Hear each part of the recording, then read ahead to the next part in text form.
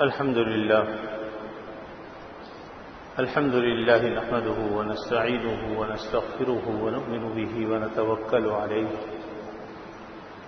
ونعوذ بالله من شرور أنفسنا ومن سيئات أعمالنا من يهده الله فلا مضل له ومن يضلل فلا هادي له وأشهد أن لا إله إلا الله وحده لا شريك له وأشهد أن سيدنا وسندنا ونبينا ومولانا محمدا عبده ورسوله صلى الله تعالى عليه وعلى آله وأصحابه وبارك وسلم تسليما كثيرا. أما بعد فأعوذ بالله من الشيطان الرجيم. بسم الله الرحمن الرحيم. إنا أنزلناه في ليلة القدر وما أدراك ما ليلة القدر ليلة القدر خير من 1000 شهر تنزل الملائكة والروح فيها بإذن ربهم من كل أمر سلام هي حتى مطلع الفجر. صدق الله العظيم. حاضرین محترم، رمضان مبارک کا یہ تیسرا جمعہ ہے. اس کے بعد جو جمعہ آئے گا وہ آخری جمعہ ہوگا انشاءاللہ.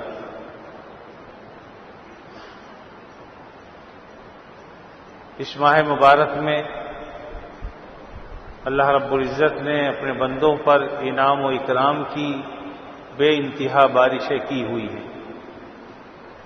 ضرورت اس بات کی ہے کہ اس رحمت کی بارش کو ہم اپنے اوپر لے لیں، کیونکہ اللہ کی طرف سے تو بے انتہا رحمتیں برس رہی ہیں، ہر آن برس رہی ہیں.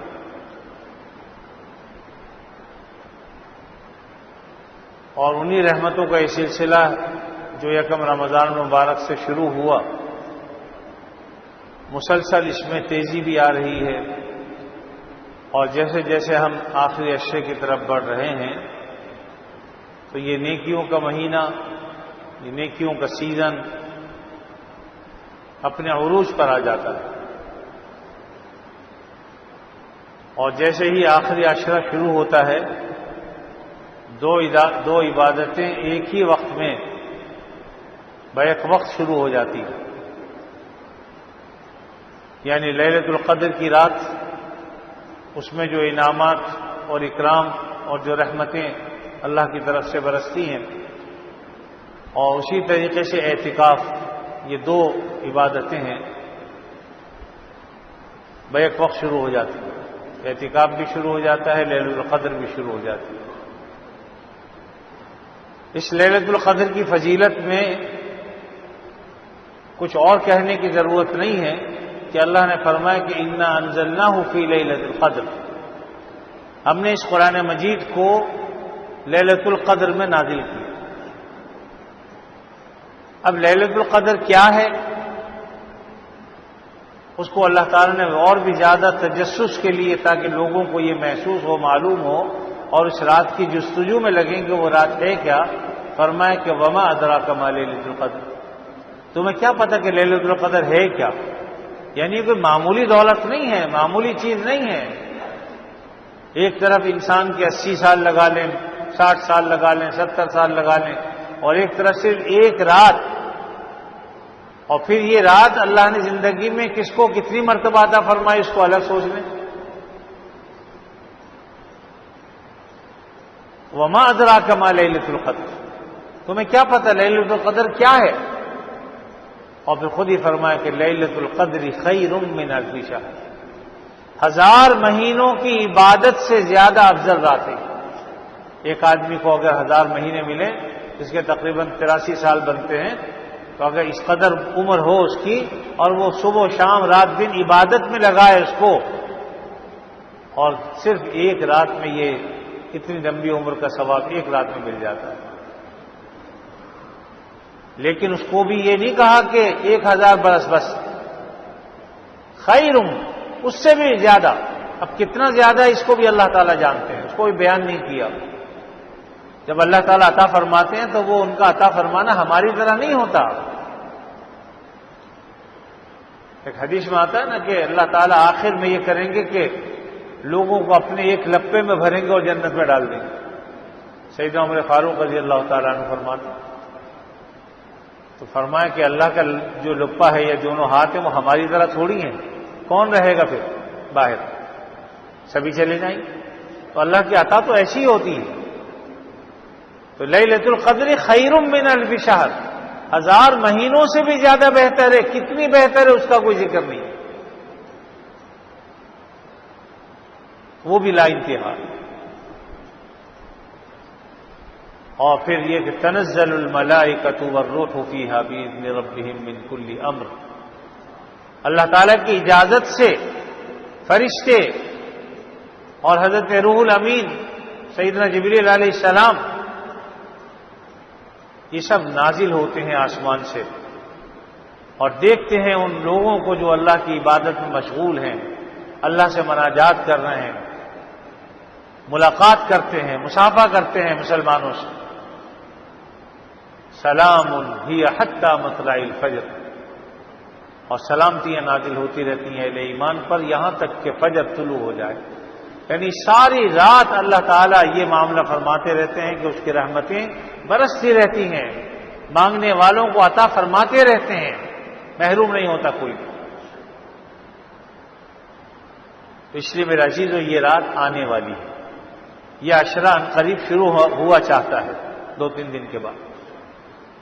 تو توجہ صرف یہ دلانی ہے, الحمدللہ آپ ان چیزوں سے واقف ہیں, لیکن صرف توجہ دلانے کی ضرورت ہوتی ہے کہ ان راتوں کو عام دنوں کی طرح کھو نہ دینا.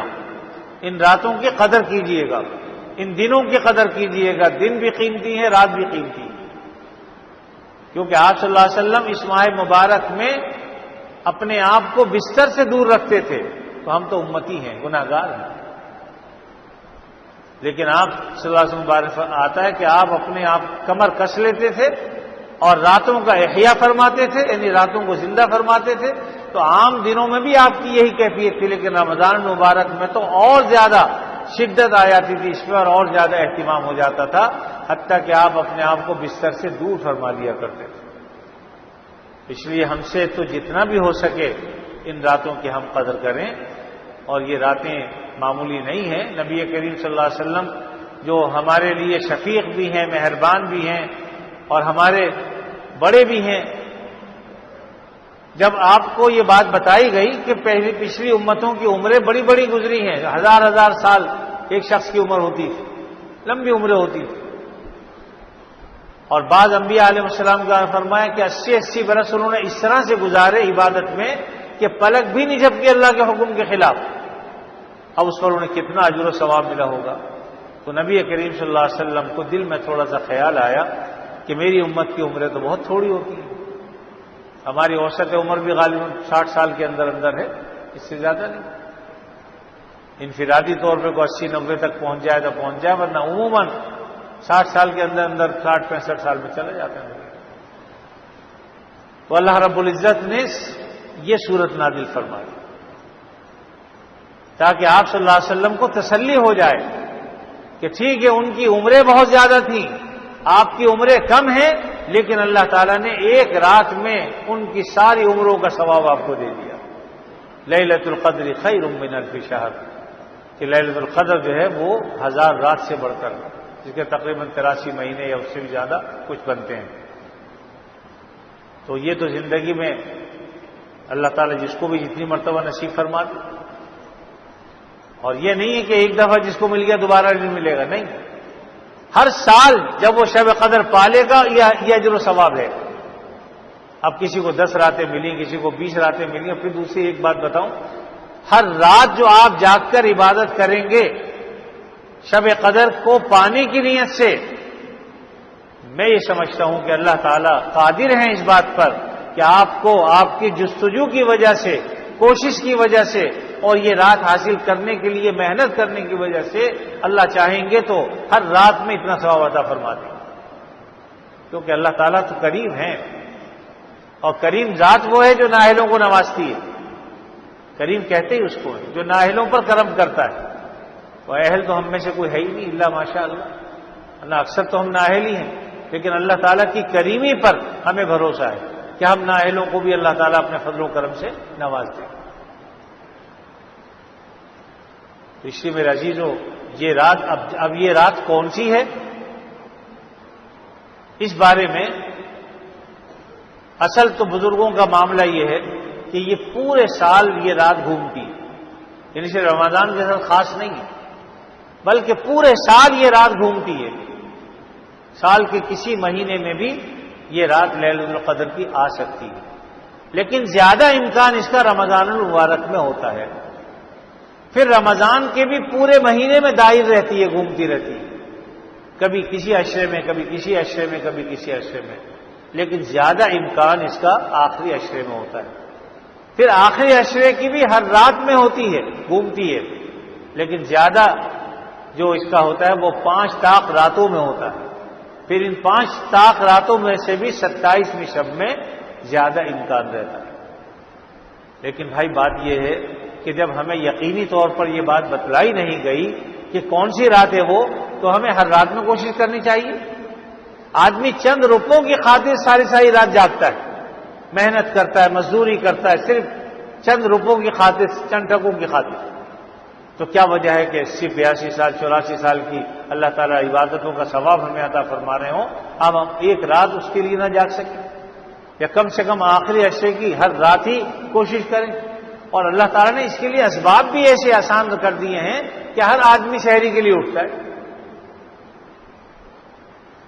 تو جب آدمی اٹھے 2-4 رکعت نماز پڑھ لے، اللہ تعالیٰ کی طرف لو لگا لے، اس سے دعائیں مانگ لے۔ شاید ہی کوئی ہو جو روزہ رکھتا اور سحری میں نہ اٹھتا ہو، اس لیے اس کا بھی اہتمام کرنا چاہیے کہ ہم، اللہ تعالیٰ اگر توفیق دیتے ہیں تو ہر رات میں اٹھ کر عبادت کریں اور اللہ سے دعائیں مانگیں۔ ادعونی استجب لکم، اللہ تعالیٰ کا وعدہ ہے کہ تم مجھ سے دعا کرو، میں تمہاری دعائیں قبول کروں۔ اور یاد رکھیے کہ دعا کوئی بیکار چیز نہیں ہے، ہم نے اس کو سمجھا ہوا ہے اور بے دھیانی کے ساتھ، بے توجہی کے ساتھ ہم دعائیں مانگتے ہیں۔ بہت اہتمام کے ساتھ دعا مانگنی چاہیے، اور اس یقین کے ساتھ مانگنی چاہیے کہ اللہ تعالیٰ کوئی دعا رد نہیں فرماتے، یہ تو یقین کر لے پکا پکا۔ البتہ قبولیت کے درجات ہیں، بعض اوقات فوراً قبول فرما لیتے ہیں، بعض اوقات جو دعا مانگی اس سے بہتر عطا فرما دیتے ہیں، بعض اوقات دنیا میں وہ ہمارے لیے بہتر نہیں ہوتی، لیکن آخرت کے اندر اللہ تعالیٰ اس کو ذخیرہ بنا دیتے ہیں۔ اور جب آدمی اس دنیا سے رخصت ہو کر اصل ضرورت کی جگہ پر جاتا ہے، اصل مقام پر جاتا ہے، تو اللہ تعالیٰ پھر اسے جو اجر و ثواب عطا فرماتے ہیں وہ اس قدر زیادہ ہوتا ہے کہ اس کو آپ تشبیہ دے سکتے ہیں کہ پہاڑوں سے بھی زیادہ۔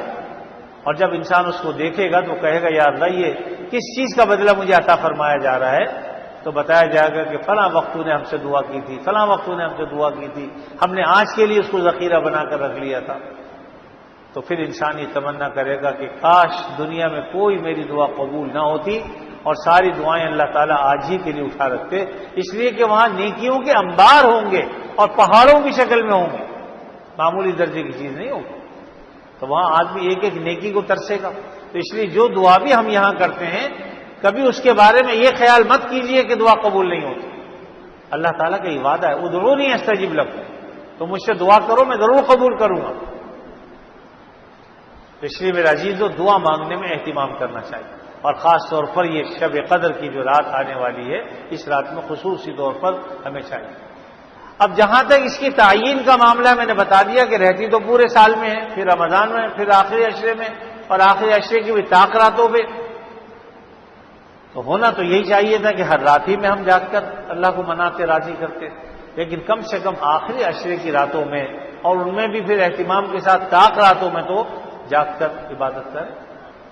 جہاں تک اس کی تعین نہ کرنے کی وجہ ہے تو اس میں ہی ہمارے لیے حکمت ہے۔ آپ صلی اللہ علیہ وسلم فرماتے ہیں کہ میں باہر آیا تھا اور یہ بتانے کے لیے آیا تھا کہ شب قدر کس رات میں ہے، لیکن میں جب باہر نکلا تو میں نے دیکھا کہ 2 آدمی لڑ جھگڑ رہے ہیں آپس میں، اور اس جھگڑے کی نحوست کی وجہ سے اللہ تعالیٰ نے وہ تعین اٹھا لی، اور ہو سکتا ہے کہ یہ تعین کا اٹھا لینا تمہارے حق میں بہتر ہے۔ اور بعض بزرگوں نے فرمایا بھی کہ اگر اللہ تعالیٰ متعین فرما دیتے، مثلا یہ ہوتا کہ بھئی 23ویں شب ہے، بس متعین ہو جاتی، اب اگر وہ رات غفلت میں گزر جاتی، سوتے ہوئے گزر جاتی، اور دوبارہ ہم صبح جب اٹھتے تو ہمیں افسوس ہوتا رہتا اس کا، کیونکہ اس کی تلافی نہیں تھی، پھر رات تو گزر گئی۔ اگر ہمیں یہ پتہ نہیں ہے کہ آج کی رات ہے یا 25ویں ہے یا 27ویں ہے، تو ایک رات اگر گزر بھی گئی تو اگلی رات میں کوشش کریں گے، وہ رات گزر گئی اس سے اگلی رات میں کوشش کریں گے، وہ گزر گئی اس سے اگلی رات میں کوشش کریں گے، تو اس کوشش پر بھی تو اجر و ثواب ہے نا۔ تو یہ اللہ تعالیٰ کی طرف سے ہم جیسے کمزور لوگوں کے لیے یہ بھی رحمت خدا بندی ہے کہ تعین اٹھا لی گئی، کیونکہ اگر کوئی چیز متعین کر دی جاتی اور پھر بھی ہم اس کی قدر نہ کرتے تو یہ ناشکری ہوتی کہ اللہ تعالیٰ ہمیں نوازنا چاہتے ہیں، اللہ تعالیٰ رحم و کرم کرنا چاہتے ہیں اور ہم غفلت کے اندر زندگی گزارنا، تو ہو سکتا ہے کہ اس ناشکری کا وبال ہوتا، پھر اللہ تعالیٰ نے اپنے فضل و کرم سے اس رات کی تعین اٹھا لی ہم سے، اور یہ اللہ تعالیٰ دیکھنا بھی چاہتے ہیں کہ کون سا بندہ جو ہے اس رات کو حاصل کرنے کی جستجو اور فکر کرتا ہے۔ اس لیے اللہ تعالیٰ کے ہر کام میں حکمت ہوتی ہے، فعل الحکیم لا یخلو عن الحکمہ۔ اس لیے میرا جی ان راتوں میں جاگنے کا اہتمام بھی کریں، عبادت بھی کریں۔ اچھا، یہ ضروری نہیں ہے کہ آدمی مسجد میں آ کے جاگے، بلکہ ہو سکے تو اپنے گھروں میں نفلی عبادتیں زیادہ کرنی چاہیے۔ میں پہلے بھی ذکر کر چکا ہوں کہ آپ صلی اللہ علیہ وسلم تو فرض نمازوں سے پہلے کی سنتیں اور بعد کی سنتیں بھی گھر پر جا کر ادا کرتے تھے۔ اب ہم جیسے کمزوروں کے لیے کہ اب کسی کا گھر دور ہے تو ٹھیک ہے مسجد میں پڑھ لے، کوئی حرج نہیں ہے، لیکن آپ کا معاملہ تو یہ تھا کہ آپ گھر سے پڑھ کے آتے تھے اور جو بقیہ سنتیں وہ گھر پہ جا کے پڑھا کرتے تھے، اور نفلوں کا تو تعلق یقیناً گھر سے ہی تعلق ہے زیادہ، اس لیے اپنے گھروں میں جاگنے کا اہتمام کریں۔ آپ کو دیکھ کر آپ کی اولاد بھی اس کام میں آگے بڑھے، آپ کے گھر والے بھی آگے آئیں گے کہ بھئی یہ بھی رات کو جاگنے کی ہے، عبادت کرنے کی ہے، اس سے حوصلہ بھی ملے گا، انہیں ترغیب بھی ملے گی، اور آپ کی وجہ سے اگر گھر کے سب لوگ جاگ کر عبادت کریں گے سب کا اجر و ثواب تو ملے گا ہی، آپ کو اور زیادہ ملے گا، ان کے بقدر بھی مل جائے گا۔ تو اس لیے ہمیں کسی بات سے بددل نہیں ہونا چاہیے اور پوری کوشش کرنی چاہیے۔ اسی طریقے سے میں نے جیسے کہ کہا کہ اعتکاف بھی شروع ہو جاتا ہے، تو جو لوگ بھی اعتکاف میں بیٹھ رہے ہیں انہیں چاہیے کہ وہ ایک تو مسائل کو سیکھیں، مسجد کی حدود کو معلوم کریں کہ کہاں کہاں مسجد کی حد ہے، کہاں ختم ہو جاتی ہے، تاکہ ہم غلطی سے بھی اس جگہ پر پھر نہ جائیں، کیونکہ اگر ایک لمحے کے لیے بھی بغیر ضرورت کے ہم مسجد سے باہر نکل گئے تو اعتکاف ختم ہو جائے گا۔ اور اعتکاف کرنے والوں کے لیے بہرحال یہ بھی خوشخبری ہے کہ وہ اگر سوتے ہوئے بھی رات گزار دیں گے تب بھی شب قدر انہیں مل جائے گی۔ یہ بھی اللہ کی طرف سے بہت بڑی نعمت ہے کہ بھئی آدمی سو رہا ہے لیکن کیونکہ وہ اللہ کے کام میں لگا ہوا ہے اس لیے اللہ تعالیٰ اس کے کام میں لگ جاتا ہے۔ بہت سے کام دنیا کے وہ چھوڑ دیتا ہے، گھر بار کو چھوڑ کے آ کے مسجد میں پڑ جاتا ہے، تو اللہ رب العزت بھی اس کی طرف سے سارے کام انجام دیتے ہیں۔ تو اگر وہ سویا ہوا بھی ہو تو شب قدر کی نعمت اسے حاصل ہو جاتی ہے۔ تو بہرحال یہ آخری عشرہ عنقریب شروع ہوا چاہتا ہے، اور اس میں کثرت کے ساتھ اپنی مغفرت کی دعا بھی کرنی چاہیے، کیونکہ آخری عشرے کے لیے یہ ہے کہ دوزخ سے آزادی کا عشرہ ہے، تو اہتمام کے ساتھ ان راتوں میں اہتمام کر کے ہمیں کوشش کر کے اللہ تعالیٰ کی عبادت کرنی چاہیے، سرخرو ہونا چاہیے اللہ کے سامنے، اور پھر یہ بھی نہیں پتا کہ ہمیں اگلے سال یہ مہینہ ملے نہ ملے، ابھی اللہ نے نعمت عطا فرما رکھی ہے۔ تو بہرحال اللہ تعالیٰ اپنے فضل سے ہمیں ان دنوں میں راتوں میں جاگ کر عبادت کی بھی توفیق عطا فرمائے اور کثرت کے ساتھ ہمیں عبادت کی توفیق دے۔